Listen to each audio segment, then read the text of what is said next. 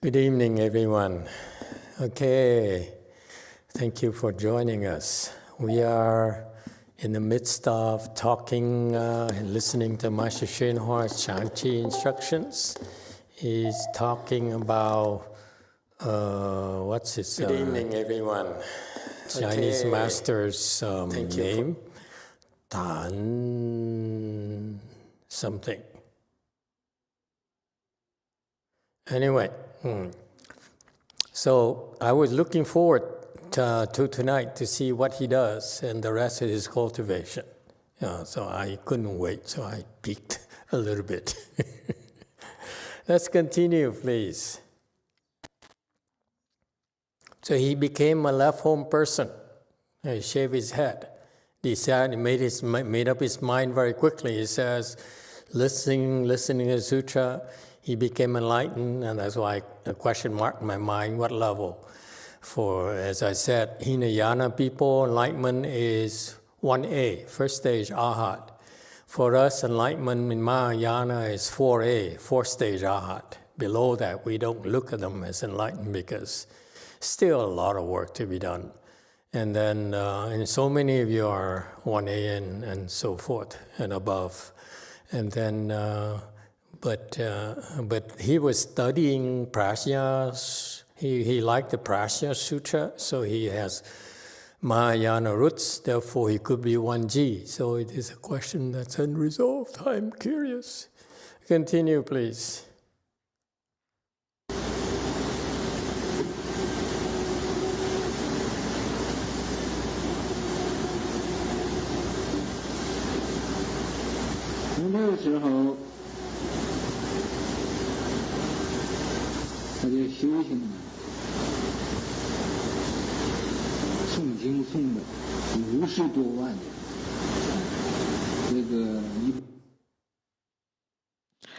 From that time on, he began to cultivate.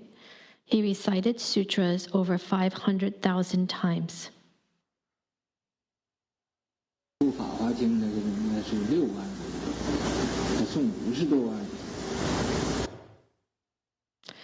The entire Wondrous Dharma Lotus Flower Sutra has 60,000 characters. He recited sutras over 500,000 times. Okay, so his cultivation after he was enlightened was, and then shaved his head, was to recite sutras. It's only because back then there's no Chan yet. So the Indians have not really transmitted Mahayana to China yet. That didn't happen. Wait. Bodhidharma, what time did he come? When did Bodhidharma come? Anyone remembers to China?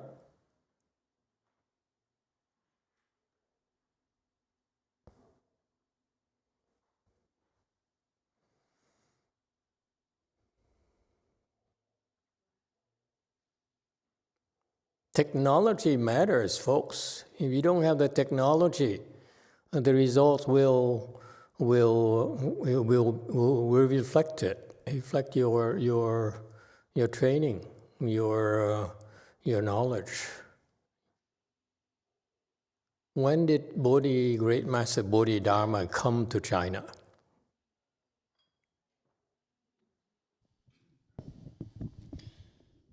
Master, according to Google, he came in the late 5th century, so right at the end of the Song Dynasty.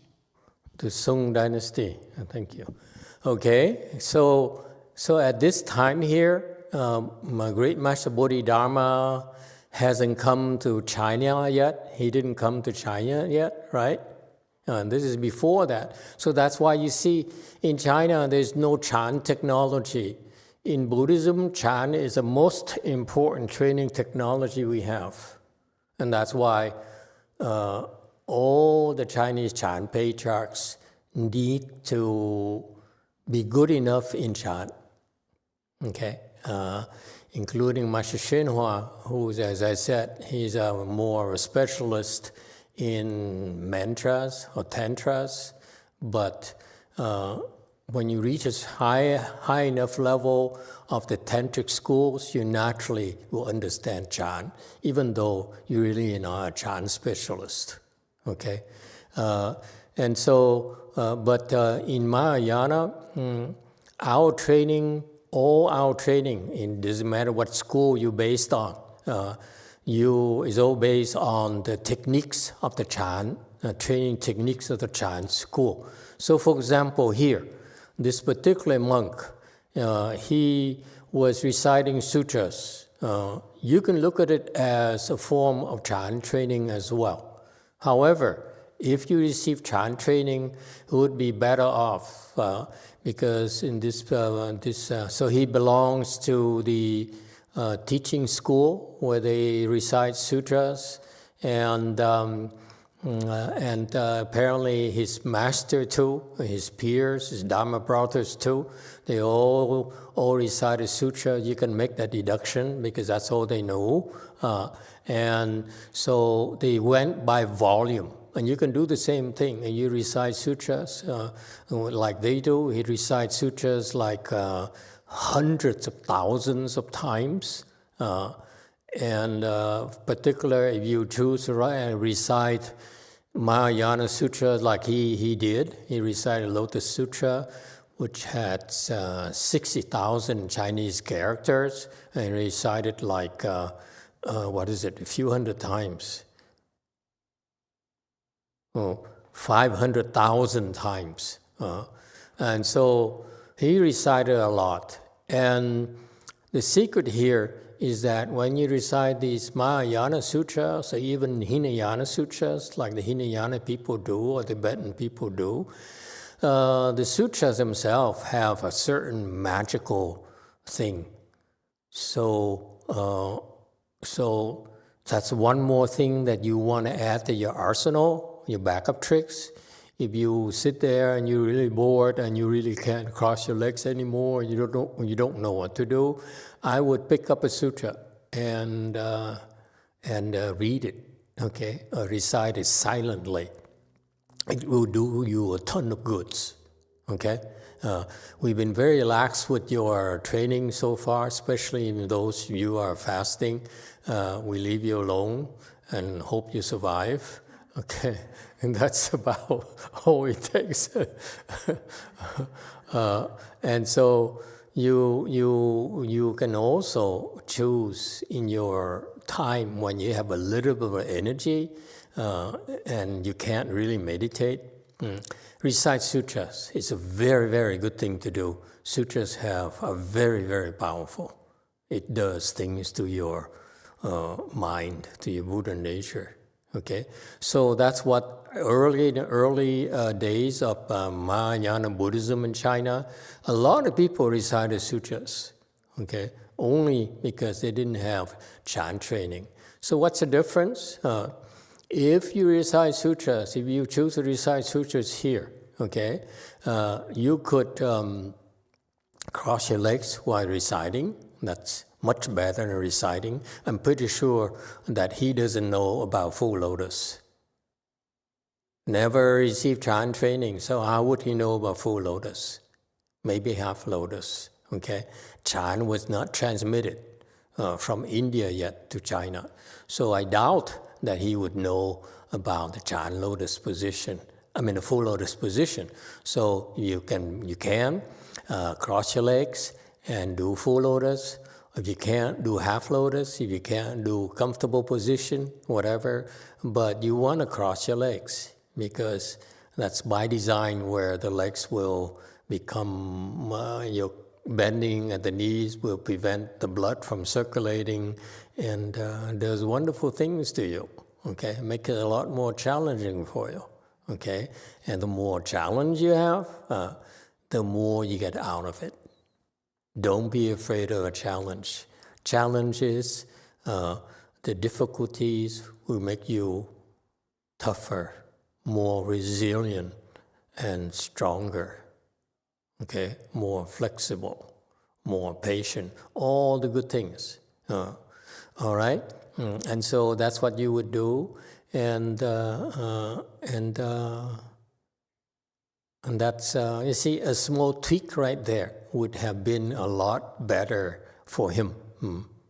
Okay, is there a question? Go ahead, 3. Thank you, Master. Jane Clymer just wants to add that Bodhidharma lived around the 5th century, and Song Dynasty is way later, after 800. Oh, after 800? Okay. 800. 5th to 800 is 300 years. That's enough for Chan to propagate. Okay. And so, anyway, and then I retract what I just said. Ignore me. I'm just an old fool. Yeah? What? I'm right? What? Bodhidharma came in the 8th century? It seems to me it's off, because 6 patriarchs is what century?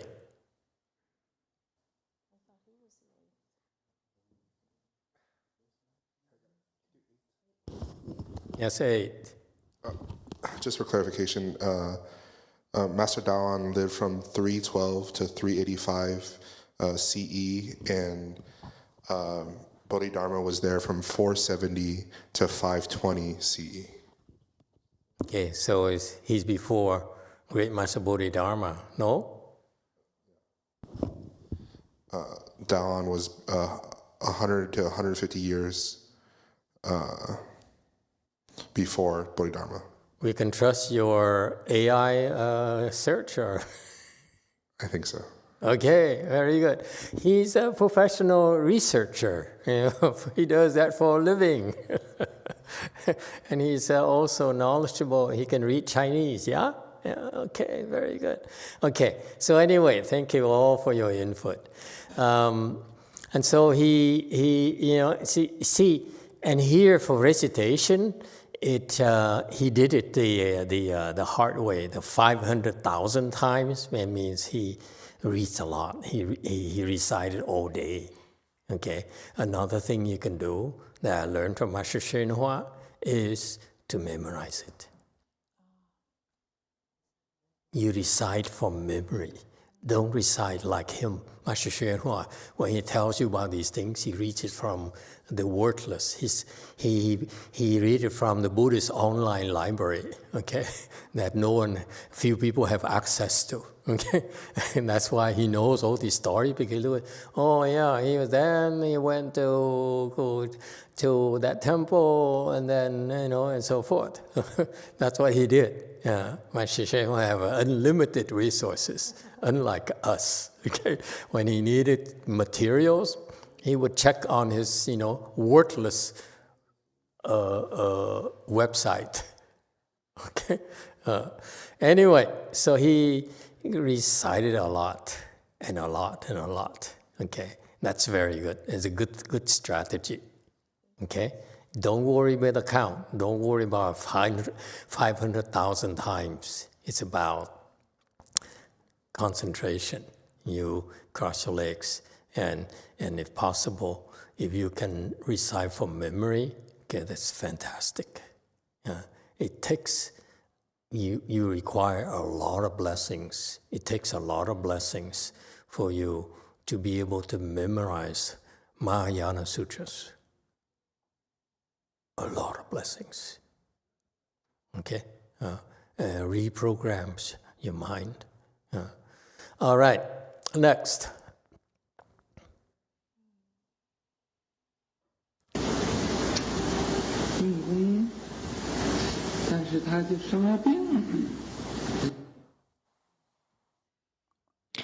He applied a lot of effort in his cultivation. He applied effort, however, he fell ill. 修行的人呢，会修行的没有病，他生病，病得很厉害。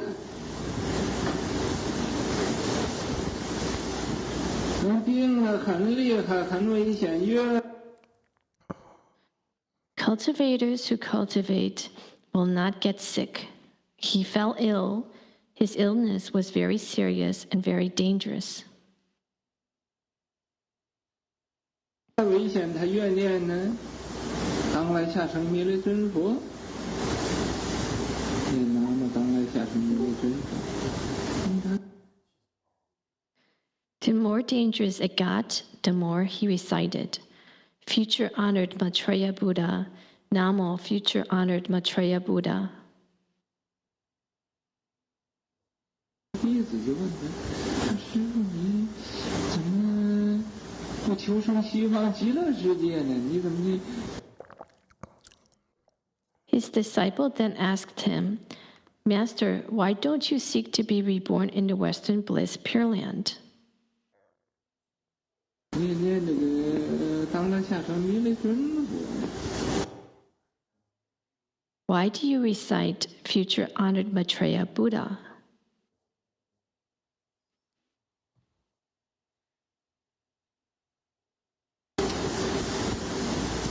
他说：“你不知道，因为我和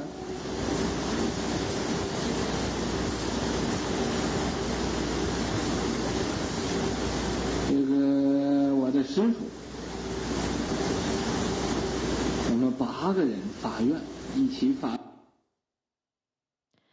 He said, You do not know, because my master and I, altogether 8 of us, made a vow.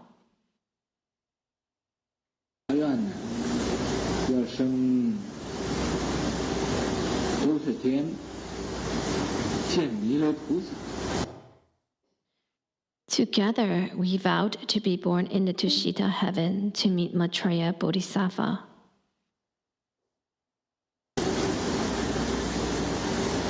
然而，我的师父和这个道院呢，他们这7个人已经都去了，就剩我一个人呢，在这还没有去呢。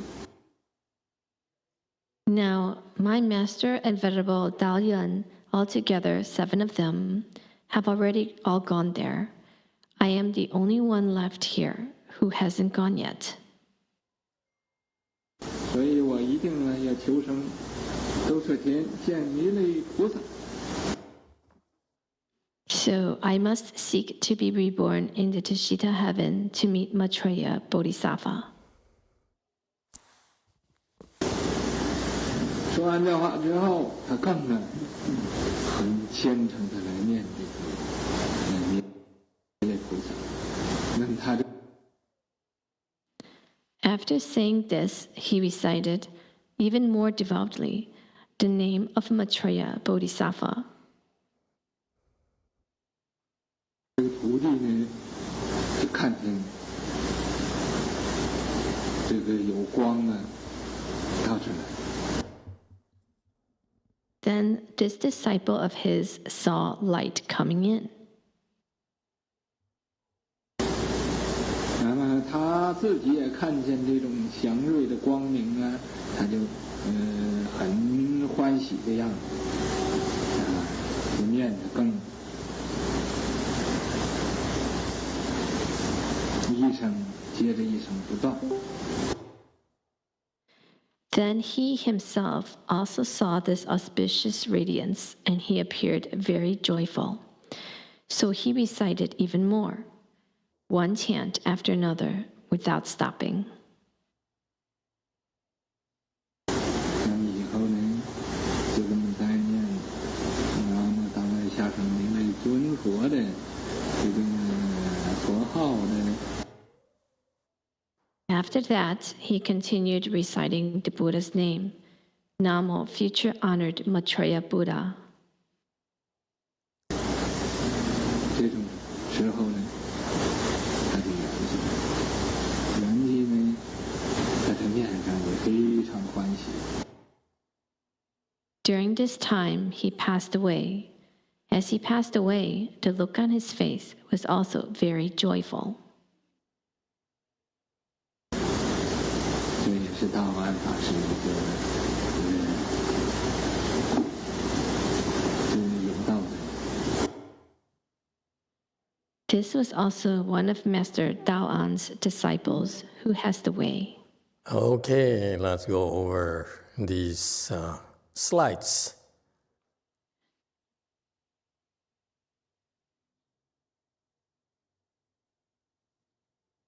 Okay, so he did a lot of recitation, and it's not clear for how long. Okay, but he spent a lot of time reciting sutras. That's his specialty. So I can imagine that that's what he would spend time together with his disciples reciting sutras. That's what people do in the temples, or maybe they get together and recite sutras and hit the woodfish so that everyone recites at the same pace. Okay, and that's what actually you see a lot from if you go to Chinese temples, like the one close by here. It's a stone's throw away. They have good food too, by the way. If you like Chinese food, it's very good. Okay, and they have a lot of Dharma assemblies where they basically would sit or kneel and have a narrow table in front of them, and they would recite, let's say, the Earth Store Bodhisattva and stuff like that. And they would do that the whole day. And it's wonderful, actually. I was doing that at Master Shinho's temples in Highland Park. Gold Wheel? Yeah, it's funny we never mentioned Gold Wheel. They're kind of all dormant down here, aren't they? They really are not doing much. Okay? Don't have a lot of good personnel, unfortunately. So they just mind their business, hide between the four walls. Anyway, so it's a very good practice, actually. It's demanding because when I was doing it at Goldwheel Monastery for the first time, they made me kneel. When you recite sutras and in Master Shinho's temples, they kneel. At this temple, they sit on a chair. So that's why it's a lot less demanding. Okay, that's another tip for you. When you recite sutras, kneel. Don't sit too comfortably. If you can't cross your legs, then kneel. It's much better. So we kneel for the entire day to recite the Earth Store Sutra. And at the end of the day, after an hour or so, my back hurt like hell. I couldn't take it. And then between breaks, every hour and a half, maybe 2 hours. At the end of each book, we would have a 10, 15-minute break. I would go in the back, okay, and stretch my back like crazy. And then it became okay, and then I went back, and it only took about 5 minutes for it to get worse again. So I endured the pain for the whole sutra. Why? Because I'm very vain. In the Master Shinho's temples, unlike ours, there's always left side is women here, that temple, left side is women, right side is men, okay? And the men would come late. Usually at Sunday mornings, we start at 8, reciting at 8. I would come at 8. But the real regulars would come at 9 because they know, okay? They know that's just a lot of work. There's no point in getting yourself too tired. You know what I mean? And then so the real men will come at 9. And after about half an hour, because they're a lot more experienced than I was, they got a lot more training. So after half an hour, they would give up. Okay? They kneel, and if you kneel, if you're not used to kneeling, it's a lot of pressure on your back. Okay, on your small back, okay? Not to mention your knees and your legs, okay? Because you're numb. And so they're moving, shifting around, and after half an hour, they gave up, they stopped kneeling, and they would sit down and then recite seated. But so I noticed that because I was not very, I noticed when the men give up and they actually, the Chinese, when they give up, they give you a sigh. Okay? So the men will give up, and on the woman's side, there is a assistant manager. They don't have abbots there because not good enough. Kung Fu not high enough. Okay, so they have assistant manager, short woman, real short. Why is it Chinese people are so short? Anyway, the short woman, okay, somehow she knew these people are scary. Somehow she knew, so every time a man would give up and give a sigh, I think she heard it or something, she would look back and give a dirty look. You weakling. Oh, jeez. These women, these nuns are so arrogant. It's amazing. And I look at that, I say, I ain't gonna let you laugh at me. Gee. So I endure the pain. How stupid of me. Because all the men gave up. They all sat down. And I was the only one left on my knees, kneeling. And that was my first time. Yes, 3. Thank you, Master. Ru Kang says they recite Earth Store Sutra at Gold Wheel, run by 2 or 3 nuns. Yeah, they do that. So the Chinese now, instead of practicing the typical Chinese temples, they don't do Chan like we do. They don't do Chan Qi like we do. What their followers like to do is they recite sutras. And really, I also been to another smaller Chinese temple, and the master there, he bought 2 houses in Pasadena. I hope they haven't burned down yet. Okay, so he bought 2 houses. Okay, and his disciples are general contractors, so he modified it a little bit so that they converted the living room into Buddha hall, basically, and he would organize recitation sessions like that, where they would recite sutras for 2 or 3 days, and he would charge them at the time $1,200 per head. That's how he sustained himself. He will organize his recitation quite a bit, okay? And so I realized that that's what the Chinese like to do. They recite sutras. What about Koreans? You recite sutras too? No? Yeah, grandma, 6. 저기 한국에서 통도사 다닐 때인데요. 아침 공양을 스님들이 드시고 한 100여 명이 모여가지고 금강경을 매일 아침 1시간씩 독송하는 걸 들었습니다. In Tongdosa, after the breakfast, 100 monks got together and recited Vajrastra for 1 hour. And they do it kneeling or what? How do they do it? 그거는 방 안에서 하기 때문에 문을 전부 다 닫고 하기 때문에 보지를 못했습니다. 방문 앞에서 듣기만 했습니다. They are inside the room and I was outside. I just heard the sound. You didn't even try to peek?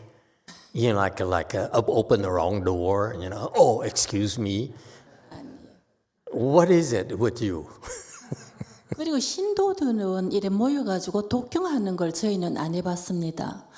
개인적으로 집에서나 절에 가가 이 남이 듣지 않게 속으로 이래 외우고 이러거든요. 그리고 소리내가 읽는 건 못 봤습니다. 단체로 하는 거는. I never seen the lay people got together and recite together. Just the Sunims recited, but lay people did not 예, recite. 그 학인 스님들하고 한 100여 명이 모여가지고 하는 거는 들어봤습니다. 통도사에서만. Okay, so this lady, hey, careful, don't laugh. Tungdosa is one of the scary temples in Korea. You go there, you'll be frightened. Okay, you go there and say, oh, this temple is so strict. You know? Very good. So no lay people, huh? Anyone else knows? What's your experience? How do Sunims reside? I'm curious because Tungdosa has a lot of enlightened Sunims. That's why they're so strong. Yes? And this lady is from that Tungdosa stock. That's impressive. No wonder. 예, 저는 통도사를 한 7년 다녔는데 새벽 예불을 거기 많이 갔습니다. 울산 시내에서 한 40분 운전하면 가지거든요.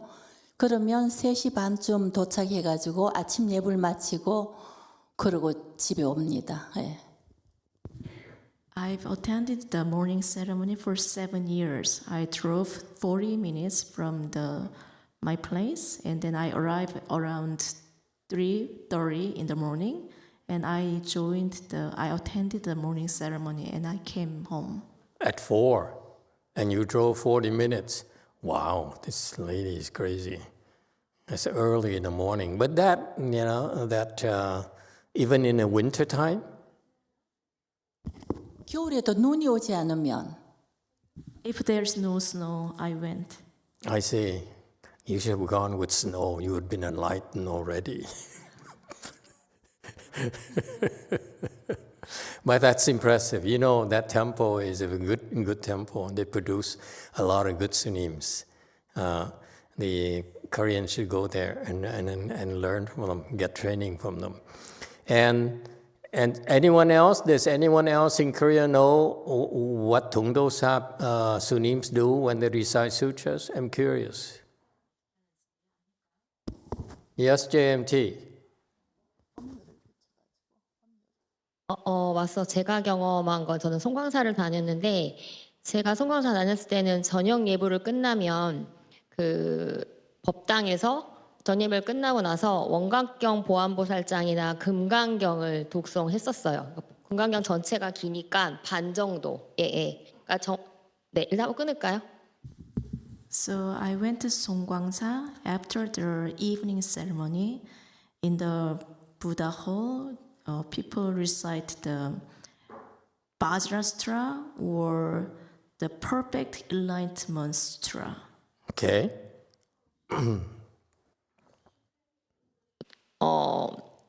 송광사 송광사의 학인 스님들이 했던 거니까 그거는 잘 모르겠고 저는 전체 대중들이 저녁 예배에 참석한 모든 대중들이 다 함께 독송했었고 금강경 같은 경우는 반 정도 했었어요. 전체가 32분으로 길잖아요. 그러니까 중간을 나눠서 이렇게 교차로 그렇게 했었어요. 네. I don't know about the 스님 in Songgwangsa, but all the people or assembly got together after the evening ceremony and we recite the half of the Vajrastra because the Vajrastra is so long. Yeah. Mm-hmm. And seated? How did you recite? 마스터, 제가 관찰했던 걸로는 선방 스님들은 결과부자를 하셨고 학인들이나 행자님들은 반과부자를 하셨었어요. The Chan monk, they said full lotus, and then others, they said half lotus. And lay people? 마스터, 제가자는 그냥 저 같은 경우는 저는 그때 당시에 제가 화두 참선을 했었기 때문에 결과부자를 했었고 일반적인 제 친구들이나 제가자들은 그냥 이렇게 반과부자나 결과부자 하지 않고 그냥 양반다리라고 해야 되나? 그냥 이렇게 좌식으로 앉아 있는 그런 자세였어요. 송광사는 앉아서 경을 독송해요. In my case, I did a Hwadu practice at the time, so I sat in full lotus. Other people, they sat just comfortably. I see. So Ipche here said that the Sunims recited separately. They didn't mix Sunims with lay people. Was that your experience too?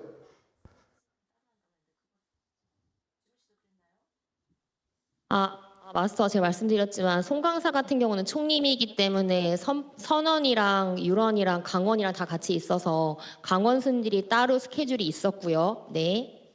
So Songgwangsa has a big temple. They have a chan, and they have a Vinaya school, and then they have a Sangha University. So Sangha University has their own schedule. 이제 저는 제가자였고 이제 제가 경험했던 거는 저녁 예불 끝나고 원각경 보왕보살장과 금강경을 반 정도 매일 같이 독송했었고 그거는 전체 풀로 참석해야 됐었어요. 네. So at that time, I was a lay person, and then after the evening ceremony, every assembly got together and recite the Vajrastra or the Perfect Enlightenment Sutra.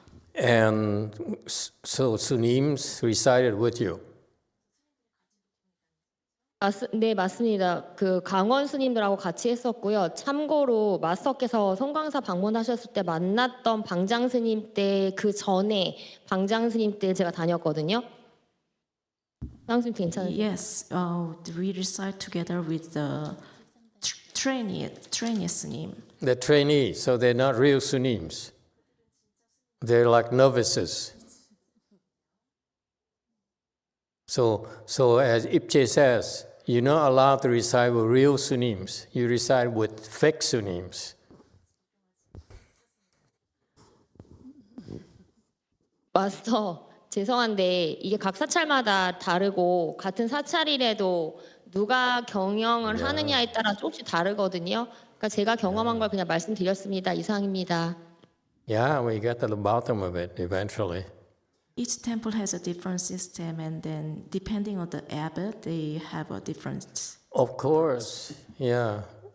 And the reason I'm curious is that I know that temple has a kung fu. They have Sunims who have some kung fu. I haven't met them. I met only one retired abbot, and I saw the rest of them on videos. So they're pretty much about the same level. And so that's no surprise that the old abbot, he liked the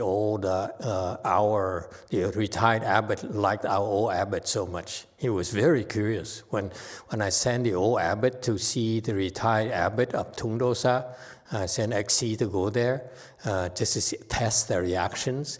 The guy liked him right away. But when he saw me, he just liked me a lot. But I think he was more excited about XC. I think he thought XC is higher level than I am. 예, 그랬습니다. 노스님 무척 좋아하셨어요, 거기서. 네.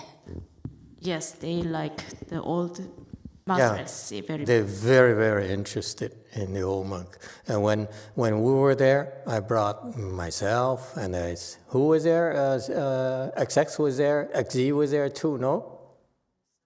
No XZ. XZ was there. Okay? And he was not interested in XZ and XX. He was interested in me. But it's sort of like, yeah, you're a nice guy. I am. Don't look at me like that. He saw my heart.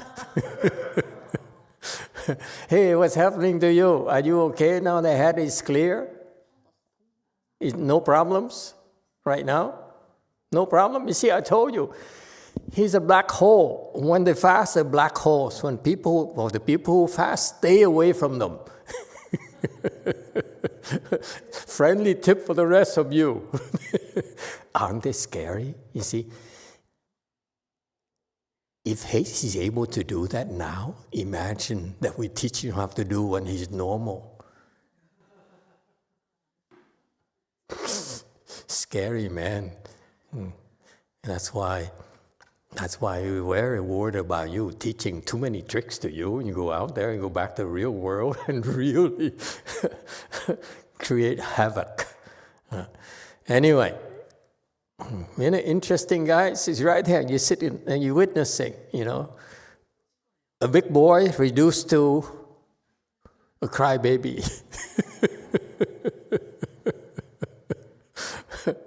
Yes, 3. Thank you, Master. We have a comment here from Robin Sandalwood. This was Robin's nest before. She verified that for me. Okay, she says, Master, I have a question. I already recite the names of many bodhisattvas every single day. And I noticed that Master YongHua has a great affinity and connection with Maitreya Bodhisattva. Perhaps should I recite or add Maitreya Bodhisattva's name as well? No, it doesn't hurt. However, I would not recommend you go to Tushita heaven. Okay? That was one of her questions. Yeah, don't go there. And that's we go to better place. Tushita heaven is for these people. Okay? Yes, JMT. Thank you.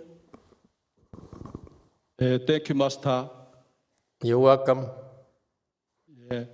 우리 한국에도 그 건강경 독송 모임이 있는 것을 좀 소개해드리고 싶습니다. 이 월정사에서 우리 월정 5대산 월정사에서 매달 그 둘째 주 토요일에 전국에서 그 버스로 동원해가지고 뭐 한 수백 명, 200~300명이 모이는 걸로 알고 있습니다. 그래가지고 전번에 10월달에 그 팀들하고 함께 그 보타라카산에 갔는데 중국 가서도 그 같이 그 독경을 하고 그랬습니다. 그래서 그 독경하는 모임을 봤더니 그 스님들과 함께 그 결가부자나 반가부자 팀으로 해가지고 같이 했었습니다. 저는 이제 같이 결가부자를 좀 하고 일부는 했는데 스님과 함께 독송했는데 철야하는데 열기가 아주 대단했습니다. Master, I want to introduce the recitation gathering, assembly. The Vajra, they recited the Vajrastra in the Woljeongsa every month, the second Saturday. From the all places, 200 or 300 people gather and they recite together. And in October, they went to China and then they recite together. And then they recite with the Sunim. And they sit full lotus or sit half lotus. And they recite the whole night. Mm-hmm. Yeah. Continue. Is he done? Yeah, thank you for the suggestion. That's one more thing we could do, okay, is we can recite sutras. And since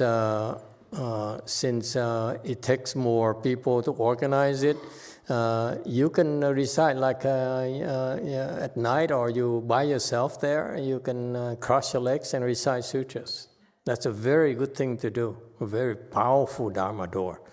If you combine that, you combine sitting in legs crossed with reciting sutras, it does wonders for you. It's a very, very good thing. Yes, JMT. 마스터 지금 말씀드린 건 경전에 관한 게 아니라 레벨에 관한 질문인데, 그러니까 제 생각에 그냥 추측하는 게 아니라, 제 생각인데요. 그러니까 마스터께서 사찰에 방문하셨는데 마스터한테는 별로 관심 안 보이고 마스터 XC한테 관심이 보였다는 게 네. Master, this question is about the level, not the sutra. So it's not my guess. When you visited the temple, they didn't show interest in you, but they show interest in Master C. 물론 마스터 씨를 다 누구나 마스터 씨를 보면 호감일 수는 있는데 그냥 제가 그냥 질문인데 오히려 레벨 차이가 너무 많이 나면 알아보기가 힘들었던 건 아닐까? 그게 맞는지 그게 질문이에요. So everybody loves Master C, but my question is that if the level is too much different, then is it hard to recognize it? That is my question. Well, now you asked, I will tell you. If you don't ask, I don't tell you. Well, I'm glad you asked.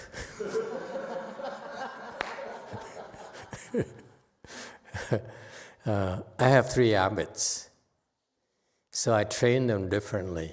Each one is doing different things for me, and that's why I need them to develop certain skills for me, okay? To help you. It's not about me, it's about these abbots need to do and be a certain level so that they can help you when I'm not here, okay? And they need to be stable enough. And I don't want them to disappear and do the things. That's what I expect. And so I have 3 abbots, and so I train them differently because of their different interests. And one of the ways I train them, if you're curious, is that because you get to see me and discuss problems that we have, we need to talk about. And I would share with them how I fix problems, my personal contact, my personal experience with this master, that master, and so forth, and give them tips and so forth, to teach them, to give them insights. And one thing I don't teach them is this. I notice that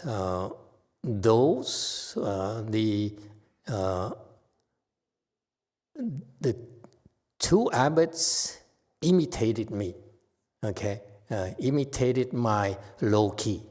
Wherever I go, I'm very, very low key, okay?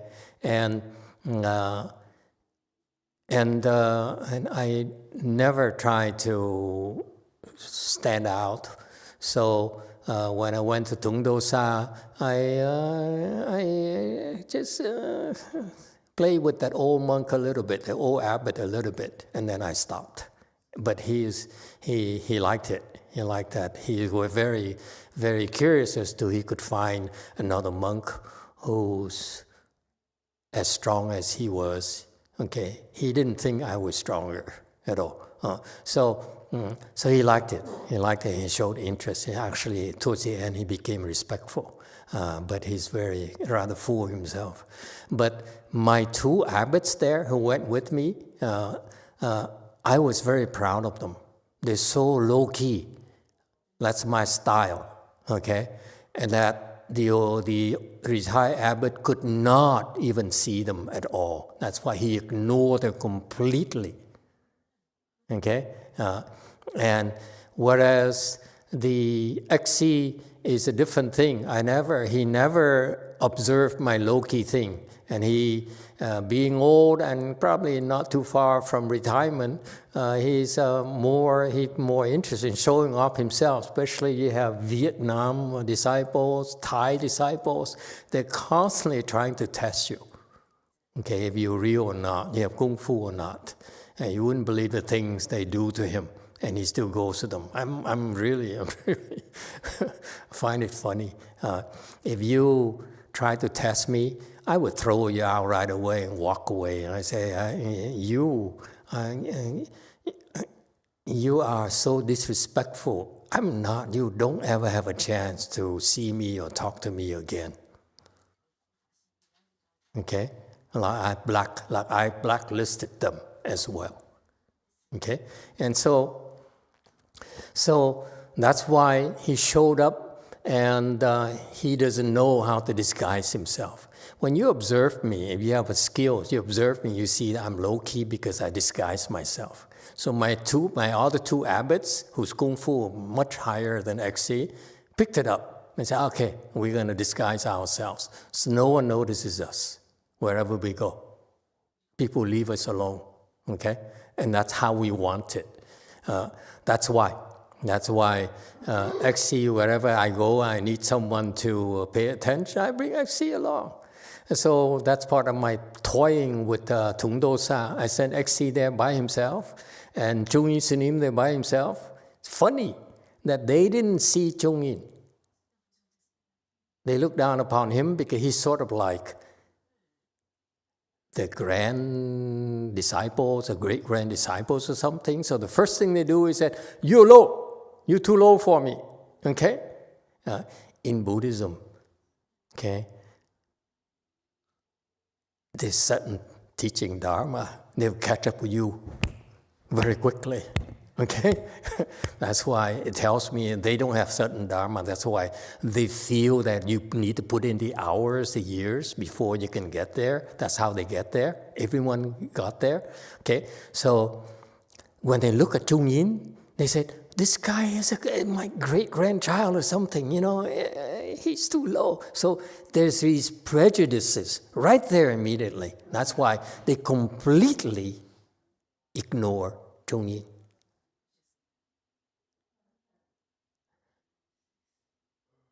Whereas I sent him to another temple. 정인 Yeah. 스님한테 무시하진 않고요. 정인 스님하고 노 스님하고 두 분이 들어가니까 너는 어디서 온 누구냐 이렇게 말씀하셨어요. 조계종 옷을 입고 가셨거든요. 정인 스님이.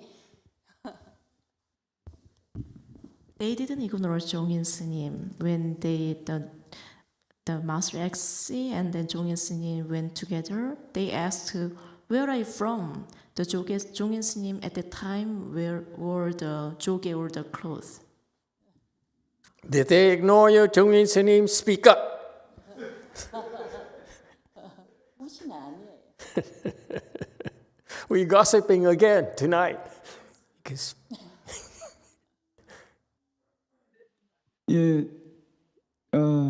뭐 이렇게 무시하는 걸로 느꼈습니다, 저는. I felt that they ignored me. Yep. Because I know their prejudices. When I talked to them, I knew that these people have certain blind spots immediately. That's why I sent two of them, Chung-yin. Okay, I told Chung-yin to go there to verify that they have the blind spot, and then Xe to verify that they would be impressed with someone who doesn't know how to disguise himself. See? Yeah. They ignore him. Hey, old woman. Old grandma. 무시하시는 무시. 건 하지 않았어요. 그냥 아랫사람한테 하듯이 너 어디서 온 누구냐 이렇게 말씀하셨어요. That's our fun. We go around and see what people do, how people cultivate, and why that's how they got there, and why they're there and not a little bit higher, and so forth. And that's how we learn. Okay. Yes, JMT. 마스터 말씀하신 대로 들리세요? 네, 마스터 말씀하신 대로 일반 불자들의 선입견이 나이가 많고 남자면 더 레벨이 높을 거다라는 선입견을 가지고 있는 거에 동의하고요. 네. As Master said, I agree that people have some prejudice that they think if they are men and then they are old, they think they are high level.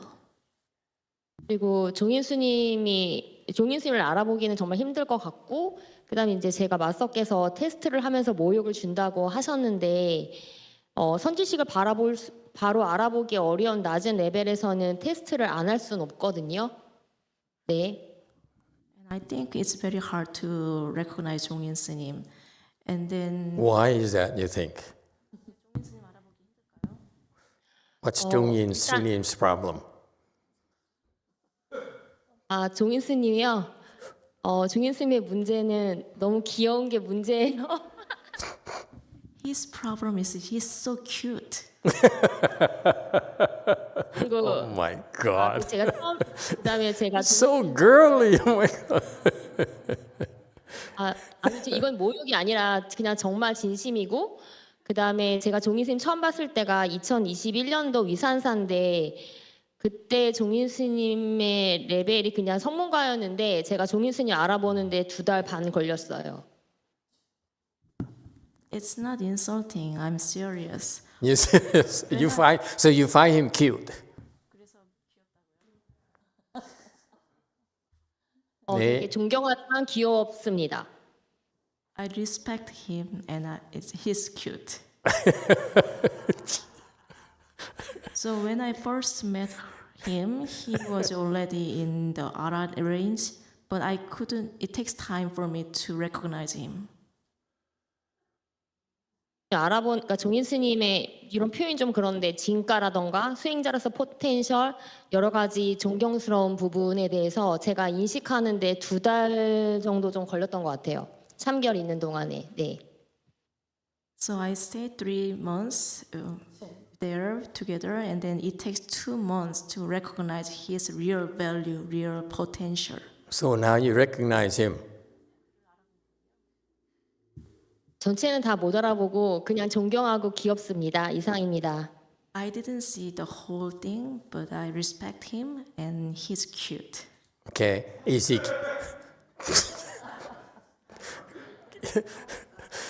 Is he cuter than before? 단식하셔가지고 네, 전보다 유산사 때보다는 귀여워요. Yes, cuter than Way Mountain Temple.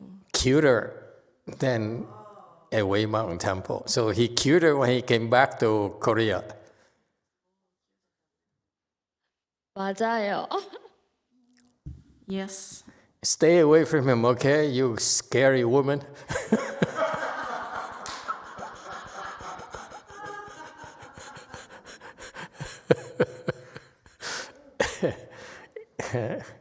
Okay, thank you. That seals the fate of Chung-In Sunim. We prefer ugly-looking monks.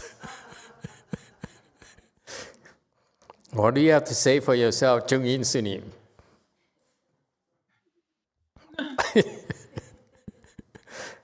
이제 부끄럽습니다. I feel shamed. Why are you ashamed?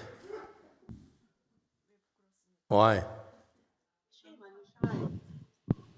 Not shame is shy. Shy. I'm shy. You're shy.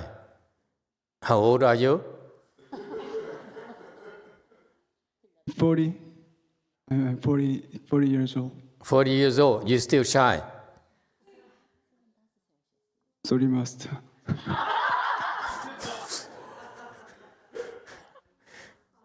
Okay, you don't know how to dress.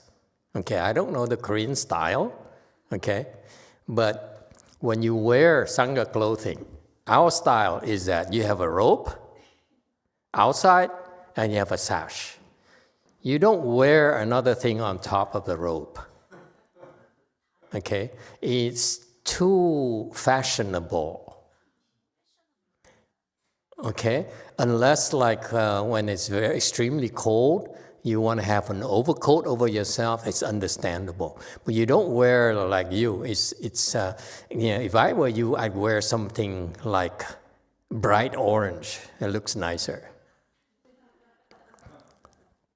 Okay, you wear something like that. Get a vest in wool or something. Okay, smaller size. Okay. And wear it inside your robe.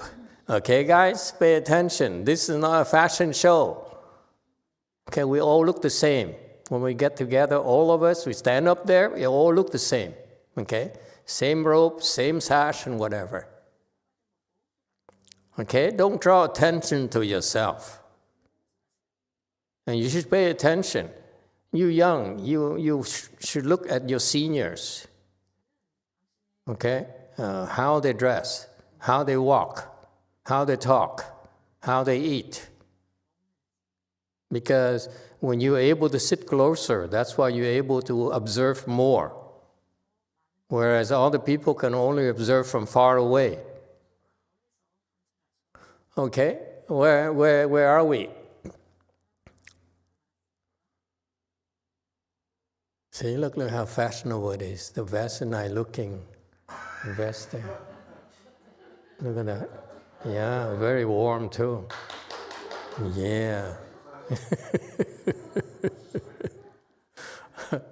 I don't know what to do about his cuteness. This is a curse. See, all the women behind him are all giggling.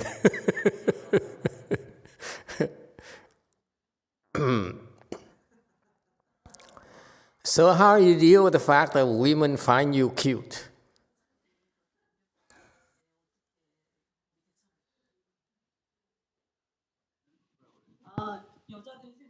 It's not there. My women here too, the girls here in America also, they all say, wow, he's so cute. He looks like Earth Store Bodhisattva. I say, no, he's no Bodhisattva, let me tell you. So what do? If women find you cute? 이게 친절하게 대해줍니다. You ignore it? You pretend it's not, that you're not?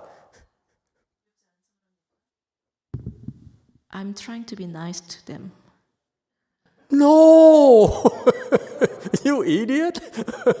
No! When women find you cute, you absolutely don't want to be nice to them. No. That seals your fate, man. Young man. That's it. You cannot be nice to women who find you cute. Absolutely not. So what do? Huh? When women find you cute? I have no idea. Never happened to me. Help. Hey, older women, grandmas, what are we supposed to do when women find us cute? Huh? Grandmas, speak up. Help us out. Yes, JMT. I'm sure that Jumi has some suggestions.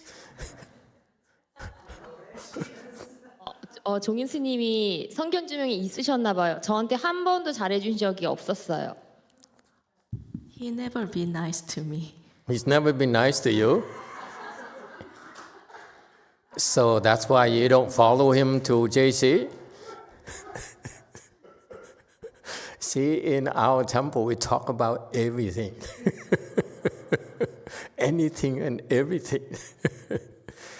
If he's nice to you, would you follow him to JC? 네, 마스터 가고 싶습니다. 남편이랑 잘 얘기를 해봐야 될 것 같아요. 부탁드립니다. Yes, I want to go. I have to talk with my husband. 정말로 JC에 가고 싶습니다. I really want to go to JC. You want to go to JC? 네, 저는 종인 스님을 존경하고 귀여워하지만 종인 스님은 저한테 잘해주지 않기 때문에 매우 안전한 관계예요. 네, 이상입니다. I respect 종인 스님 and I felt he's cute, but he never been nice to me, so we are safe. You're safe. So, Jungin Sinim, how come you never nice to her?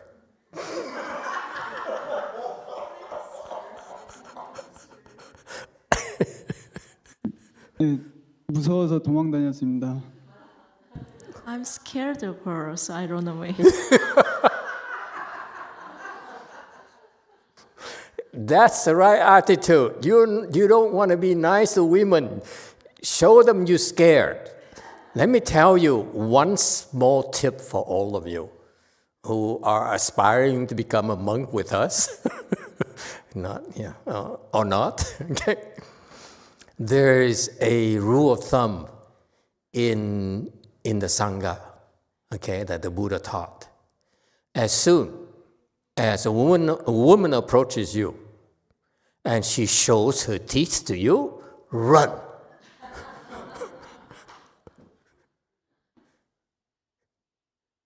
You understand? The rule of thumb is that for you monks to pay attention. When women, okay, they come to you, they close you, they talk to you, whatever, but as soon as they smile and show their teeth to you, that's when you want to run. That's the rule of thumb. Oh, the women don't realize we know their tricks. Okay? It's not about being nice. It's about if they show their teeth to you, run away. Excuse me, I need to go, do something, bathroom or something. Okay? That's the rule of thumb. Same thing with nuns. When men come to you, talk to you, and then they start smiling and showing their teeth to you, do a quick exit.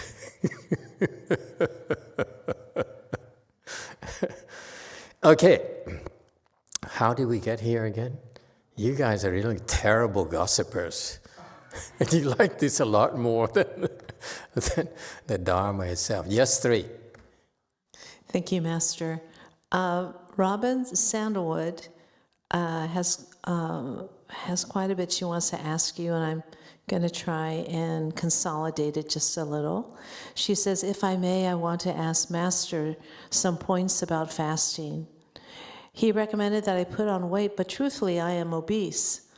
And I have been able to fast 2 days before, but and my husband of 8 years, her boyfriend of 8 years, who I love dearly, says he can take care of me if I fast even up to 1 week. And don't need to gain weight. Simple, okay? She says that she cooks with, everything she cooks and eats has onion and garlic, so I have to struggle to meditate because of my diet choices. And she wonders if she can report every day to say how her fast is going. And as before, she just wants to remind us that she's fasted 2 days before and has been successful. I don't know. Whoever wants to help her, you can volunteer. Okay. All right. All right. Very good. Anyone? Anything else? Yes, JC. Hello?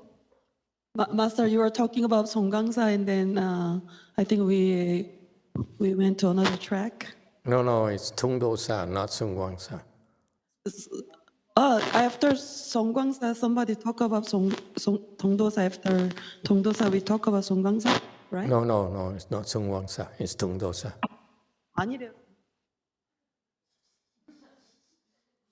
Yeah, what did you want to say? Go ahead.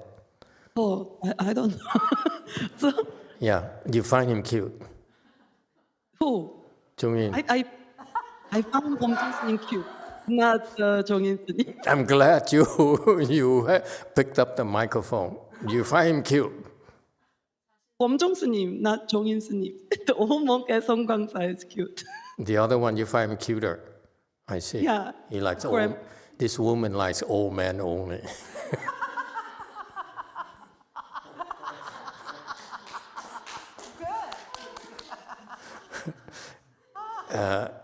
Yes, one.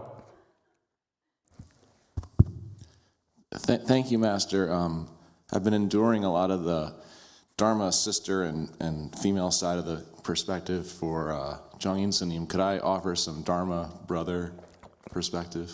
Sure. I think it was 3 or 4 years ago now, I still remember this. I knew when I interacted with Jongin Sanim that American Mahayana was going to transcend countries and borders, and it was going to be just fine. And he shared with me that he had seen the show Breaking Bad, and there's a character, Jesse, and he gave me the Breaking Bad Buddhist greeting. Breaking Bad, I never saw that show. Yeah? What is it? He said, Sapyo. Sakyo. And what is that? What does that mean?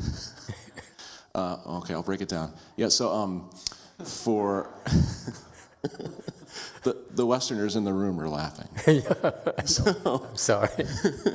Shucks. Now I'm gonna be busy tonight. It's gonna be busy night. So, Breaking Bad is a quintessential top 10 American TV show of all time. Jesse is a character who has an amazing arc, growth, and he starts out as like a simple, like a street punk, who you would call like a he deals in illegal things, but he's like what you'd call like a yo. So like a simple greeting you'd say is like, Jesse was known for saying like, yo. Yeah, I do it too. And then, I used to. Yo. And then from an English major perspective, just to break it down, the sup is a Western truncation of what's up. Like what's up, man? Sup. Sup. It's up. S-U-P. Sup. I read it as Z-U-P. S-U-P. Sup. It's Sup. not Z-U-P. See, my brothers, they call, hey, what's up? And then we go through this, all these greetings. That's exactly right, Master. That's perfect. So, But it's for the brothers. why I wanted to give the Dharma brother perspective, just to save Jongin Sanim from all the female I see. cuteness. But I just wanted to say, when Jungin Sanim did the Breaking Bad Buddhist greeting for the first time that I remembered since it was 4 years ago, he had the slight Korean accent. So the sapyo was just perfect. 감사합니다.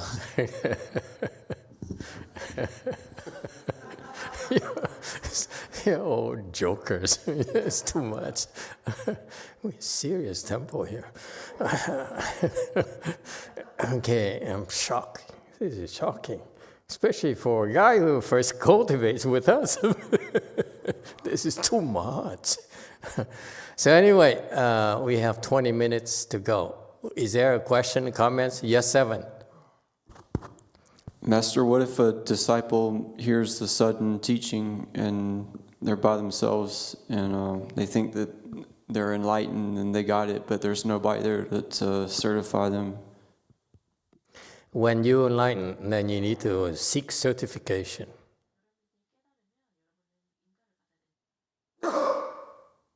Yeah, you damn right.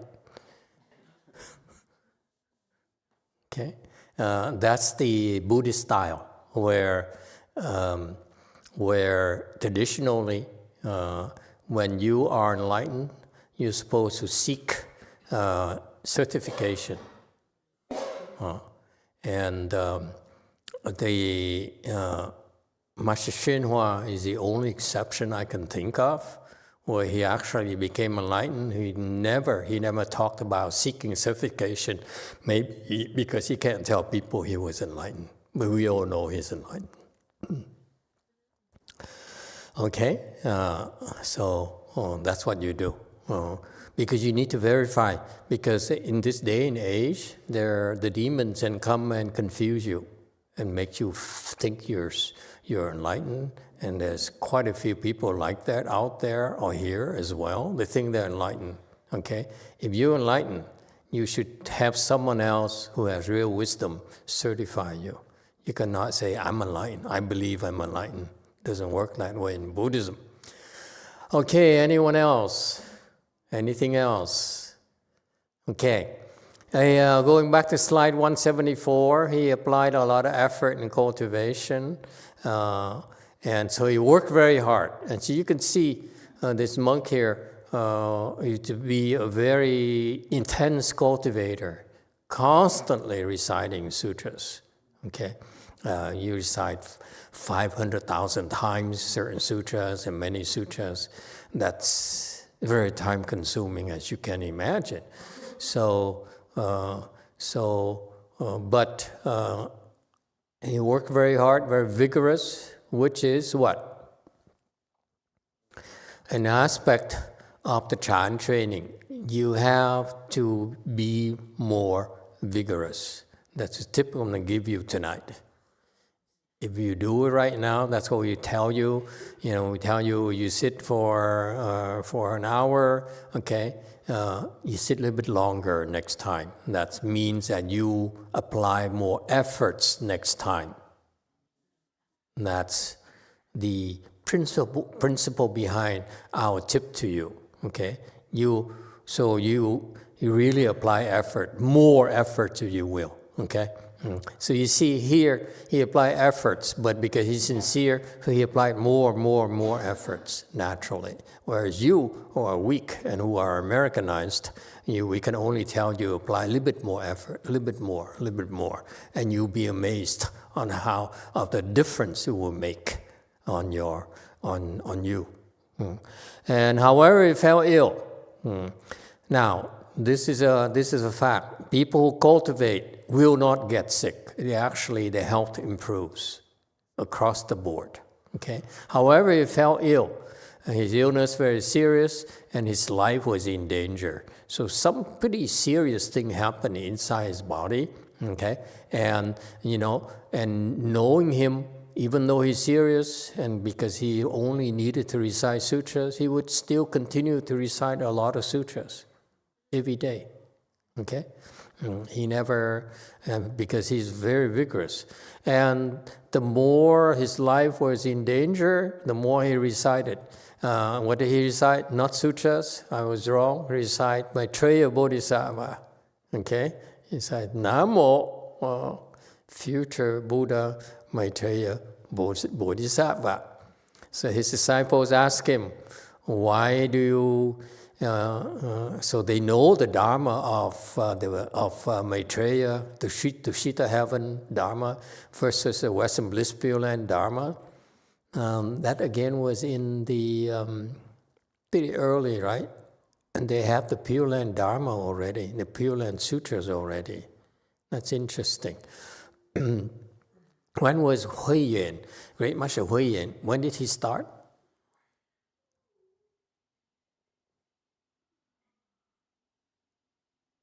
What year did he get started? Did he start teaching Pure Land Buddhism to the Chinese?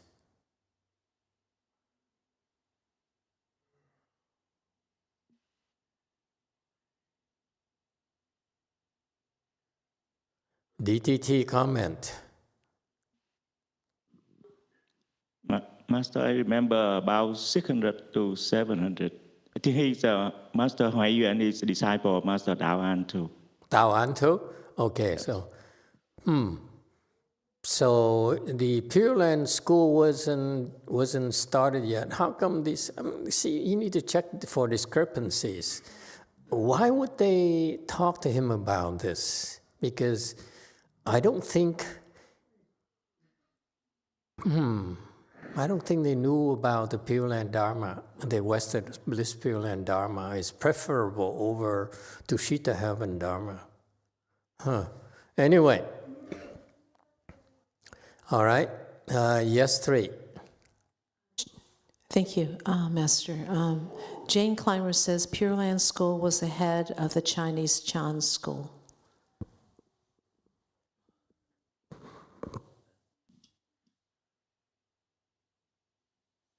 Master. Yeah. So according to ChatGPT, Master Huiyuan started to teach, started to speaking Dharma publicly in 385. So they're still after this monk here, yeah? But it doesn't mean that the materials... Doesn't mean that materials weren't available at all.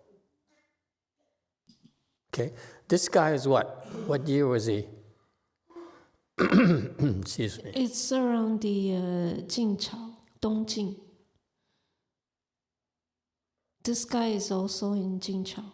So they're about the same period? Oh, okay. Correct. Okay, thank you. All right.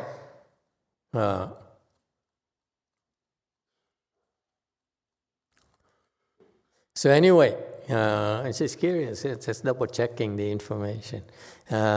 So he recited Maitreya vigorously, Maitreya's name vigorously, and then the disciples asked, why do you not seek rebirth to Western Bliss Pure Land?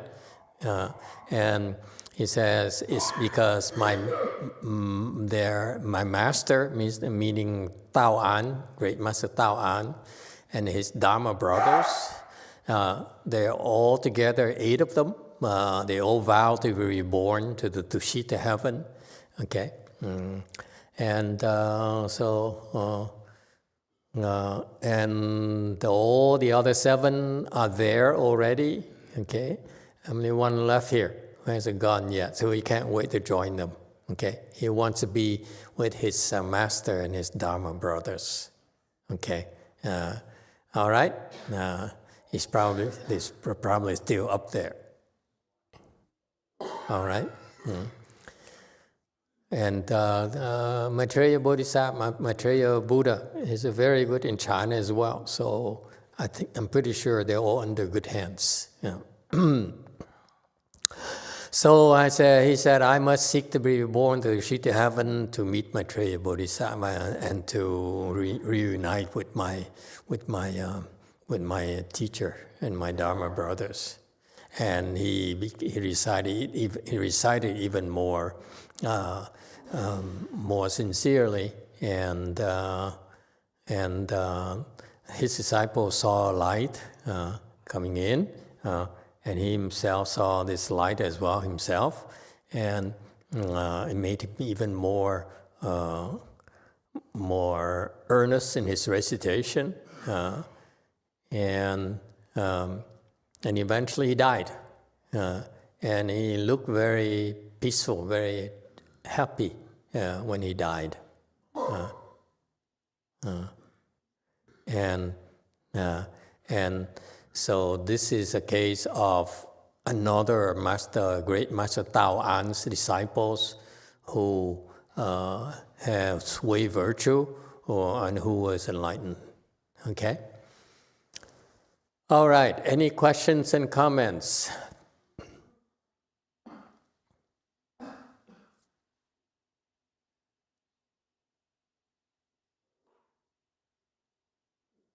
Okay.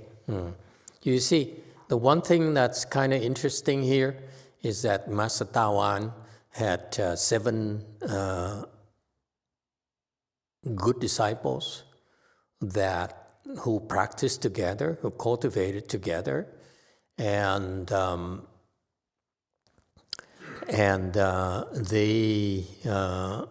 they all vowed to be born and be reunited at the Tushita inner court. And this is a reminder for you that this is what happens to all of us. We have these vow forces, vow power that will keep on pulling us together, okay? And the reason that many of you have been able to stick around and like it and cultivate more is because in the past you also liked it and you cultivated with us before. Excuse me. It's very difficult for you to be able to keep on coming and getting a lot out of it, okay? And even though our community is small, but it's very solid because in spite of some people who eventually fall off for various reasons, the rest of you stick around and keep on coming back and being supportive of a community is because you get a lot out of it, okay? And that's, we make no excuses about it. It's about the community is created in order to benefit you, okay? So that's why it's rather difficult for others to join. It takes a lot of blessings to be able to keep up with us.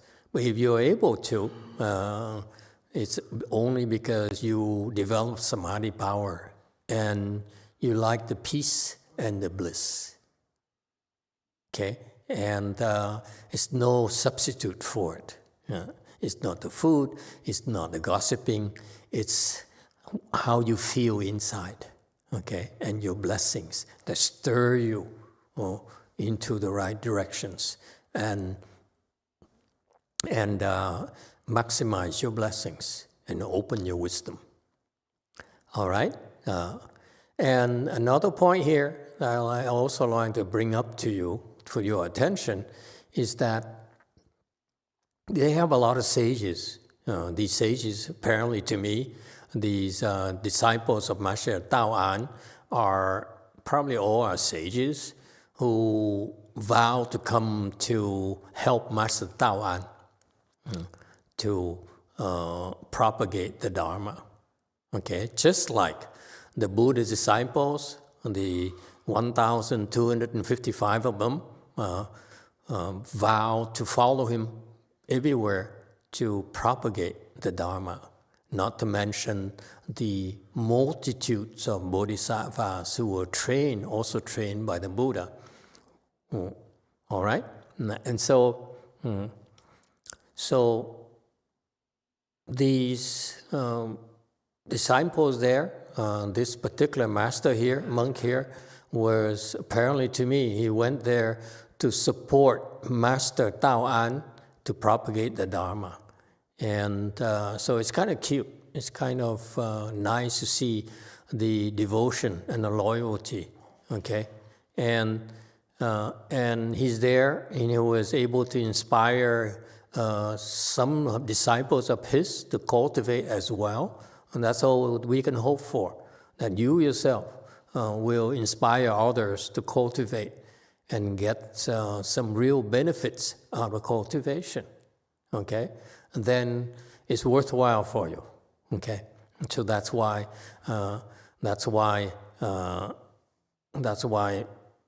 this particular monk here, and I forgot his name, I apologize.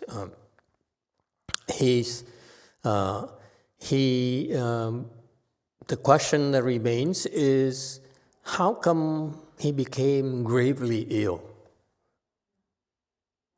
Okay, if he cultivated, why did he become gravely ill?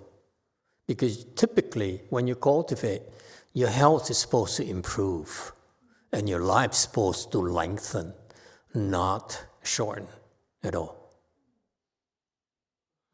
That's because when you increase your samadhi power, okay, your life lengthens, your lifespan lengthens. If you decrease your samadhi power, your lifespan shortens, by the way. So the reverse is true, okay? If your kung fu, your samadhi level decreases because of various reasons, then your lifespan also decreases. That's the way it is, okay? But here, this guy here, he cultivated, and he probably peaked already at this point. He didn't have the technology to keep on going, okay? And so, but he became gravely ill. Why is that? Yes, one. Thank you, Master. I don't know, I'm just guessing. Is it possible it was a similar situation that happened with Great Master YongHua, where he took on the karma of other people? Unlikely, because the way Master YongHua did it, it is because he had the kung fu to be able to do that. I don't think this monk here level is high enough to be able to do that. Okay, he can't. This is insider information. People like Master YongHua would be able to do it because his skill level is pretty advanced. His Chan skill and tantric skills are very, very advanced. Okay, much more advanced than his disciples, and that's why he's able to do that. After he's done, he's gone, none of them would dare do it. That's the litmus test. Do you dare do it? If I come to you, I'm crazy.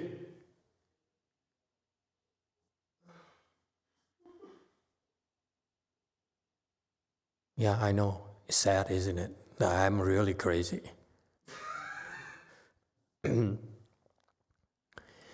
And if you really don't have kung fu, you would not dare touch me at all. Master YongHua never bothered.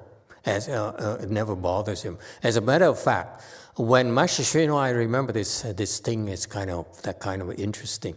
When Master YongHua went to Master Xu Yun's temple, okay, and Master Xu Yun was speaking Dharma, and there is someone in the back making noises and creating disturbances, okay, and Master YongHua was there. And so he, along with another monk, fought that demon. And Master Xu Yun simply ignored him because Master Xu Yun didn't have the skills to deal with that. Okay? And so that tells you that Master YongHua constantly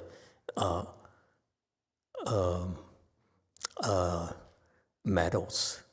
Okay? That's why eventually he caught up with him. And the body, it's not that particular case, but healing people, it will do a lot of harm to your body.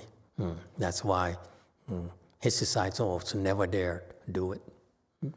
Okay, and Master Shinhua's problem has another problem. That's why he died so young. Yes, 7.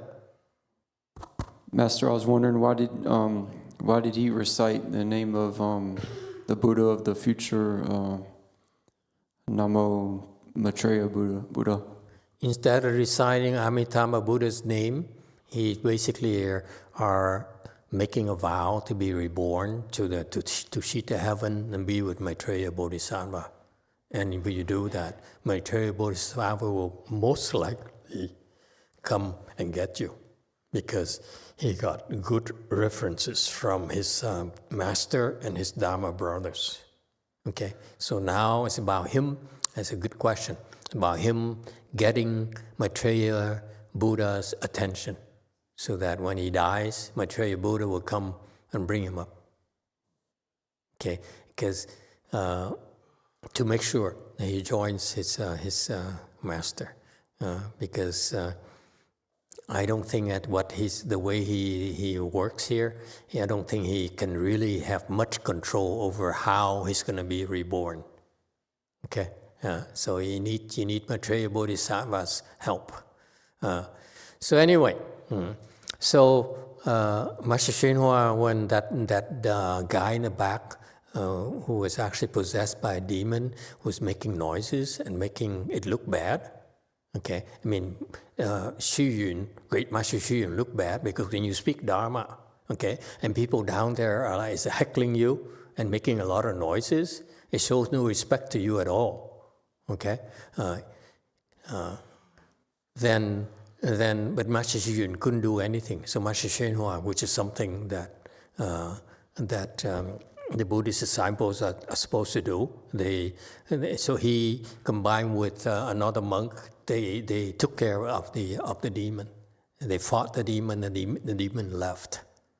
Okay, and which brings me to anyway. Time is up. I don't want to tell you another story. Anyway, and so that tells you that Master Xu Yun has some limitations in not being able to deal with some demons. Okay, because that's what they do. When you speak important dharmas, they will come and create and heckle us and create disturbances to challenge us and see if we're able to defend our territory. Okay? And you can't, you have to ignore it. All right. And finally, the final point I'd like to make tonight, because we gossip too much, we need to shorten this. And Jumi, are you moving to JC? Never mind. Final point here is that why did he die and became gravely ill? Okay, it's a karmic illness, meaning that it's time for him to die, no matter how much he cultivated. Okay, it's time for him to go. Okay, and so what they did, what actually happened, I think, I'm not there, I don't know for sure. What happened is that they activated a seed in this monk's eighth consciousness that is designed to kill him. Because we have all such seeds, okay? It's a matter of when they mature, that's all. You have to be careful, okay? Don't walk around with a big head thinking, I'm enlightened, I'm special, okay? No one can touch me. We all have a seed of something in here that can kill us. Okay, that's why be humble. Don't challenge them. Doesn't matter who you are. We have someone who could kill us somewhere in here, in the eighth consciousness. So the more arrogant you are, the more reasons for them to mature and kill you. Okay, so anyway, it's time for him to go. He did his job. He supported his master. That was his seems to be his purpose in life, was to go through difficult circumstances, to grow up and simply devote his life to be a monk and inspire people to cultivate and believe in Master Tao An. Because basically back then, when you are a disciple of Master Tao An, you have support from the kings, and Master Tao An is very rich. He has a lot of support. So he will give you temples, and if people know that you are a disciple of Master Tao An, they will come and study from you. So his role seems to be to propagate Master Tao An's Dharma. Okay? And so he did his job, and he stuck around long enough, even after Master Tao An was gone, and it's time for him to go. That's all. So don't think that when you cultivate, you get sick and you die. It doesn't work like that. You're supposed to get better. Okay? Have no fear. When you cultivate, you will get healthier. And if you improve, if your samadhi level increases, your life will lengthen, and you'll be healthier. Okay? Yes, in the back. Master, following with this chain of thought, some of us here is to support Master, so before Master go, can we follow along? You want to die too? Go to Maitreya Bodhisattva? No, if you can figure out a way how to do that, I don't mind. I mean,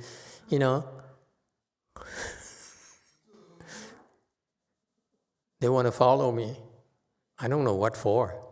If you know where I'm going next, you will not like it. You don't want to follow. Don't you want to know where I'm going next? I haven't made up my mind yet. There's so many good places. I'm thinking of Italy. I changed my mind from Bahamas to Italy. Thank you, everyone. Have a good night.